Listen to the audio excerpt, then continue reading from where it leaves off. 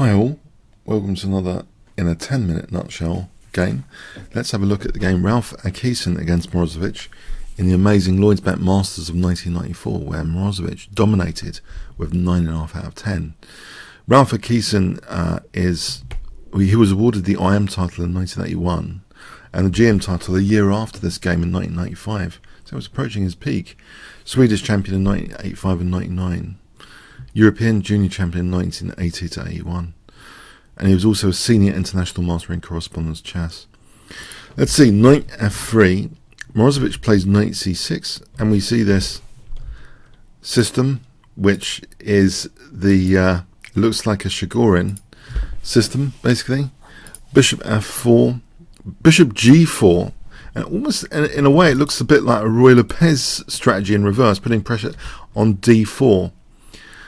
E3, E6, yes, E6, not deploying the knight to F6 just yet. Knight could go to E7. We see in fact after C4, Bishop B4 check, Knight C3, the knight actually goes to E7. H3, the bishop retreats, Rook C1, black castles, A3, and black voluntarily gives up this dark square bishop. And now takes on c4. Is there a problem? Because bishop takes c4, there's knight d5 surely, and actually the bishop and rook are forked. That might be a little bit uncomfortable.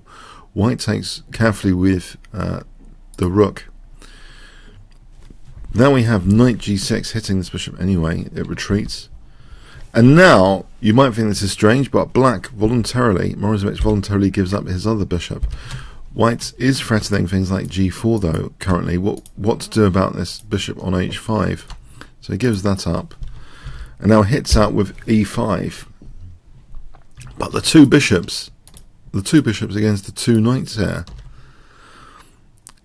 This is very interesting. After d5, guess what? You might think a move like knight e7, but Morozevich plays, if I give you 5 seconds, he plays knight a5, knight on the rim. They're both near the rim, these knights, against the two bishops. And the point is here, look at this, b4, isn't that going to trap the knight? What is this ridiculousness? Morozevich playing around in this game too much. He plays c6. Yeah, because if b4, if bishop isn't played, then c takes, white's king is left in the centre of a nasty pin on the rook. That's winning actually for black. Yeah, these pieces are not they're not listening to each other here. White has these amazing bishops potentially, but not in this position. So d takes, getting the knight back to the centre at least. Bishop c4.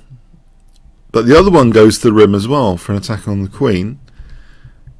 Queen g4, king h8. And there might be the possibility now unpinning the f pawn for f5. We have actually rook d3. Let's see if white routinely castles. Let's have a quick look here. Can white just routinely castle? Does he get done over? I think actually this is okay. Technically this is okay. It's okay for white. Okay, so he played actually rook d3. We have queen e7 and rook d7. It looks as though white's gaining important tempo, but now f5. Queen's come off. Now here, yeah, there's pawns that are hanging here. Take here, bishop d5. H takes g. Rook ac8. Yeah, what's going on here? King e2. Knight d8. This rook coming to the 7th rank looks a bit dangerous. We have rook b4. Check. Rook c5. Rook takes h4. Yeah. So the bishop has gone. What else could white do here? This is looking a little bit tricky. If the bishop moves off the diagonal, then it looks as though knight f3 and knight e1 check. That looks very amusingly bad. Let's just see. Say the bishop moved back over here. Yeah, knight f3 is too strong. This takes knight e1 check. Okay, so and if, say, where else? Bishop e4, knight e6. Again, this is dangerous for white. There's things like knight g5. Yeah, it's pretty dangerous now. These knights are showing some venom, both of them. So we have rook takes h4. Yeah, white's losing that bishop pair. Knight f7, rook takes g2. 4 pawns each, but the black rooks look quite active. h6. So the back row isn't fatal. Rook g6, king h7. Check. Rook d7. Bishop g3. h5. There's some sort of attack brewing up now against the white king, it seems. g5. Yeah, the white king seems a bit vulnerable. Exchange of rooks. b4. This might be a bad mistake here in a difficult position. Rook e7 might be important to play, for example, like this, where it might actually be okay for white. But b4 was played, and now we have h4. And now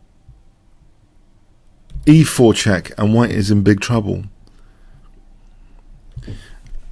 If it's not, there's an echo of this fork here if the bishop wasn't there, but rook takes f2 and g4, these two connected pass pawns are much quicker than white's pawns.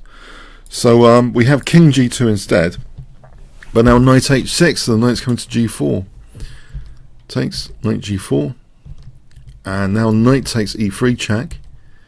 Knight d5. Yeah, white's king is a big target here. Check. Check. Rook c1. Yeah, threatening knight e2 there. So knight e2 now anyway. f4. Yeah, white's losing that bishop. After knight f3 check, white resigns. It's horribly lost position. Yeah, very interesting game, this one. Morozevich giving up both bishops. An interesting way of playing the Chigorin strategy. Both knights kind of being adventurous on the edges of the board as well. White eventually losing that bishop pair, and it was the rook activity which later showed that actually black started to get a big advantage, with white's king being a target as well. Okay, hope you got something from that. Let's see how we did on the time. Yeah, with 2 minutes to go. Very, very interesting game there with the black pieces. Very novel opening systems by Morozevich in this Lloyd's Bank Masters of 1994 as well. Comments, questions, likes, appreciated. Thanks very much.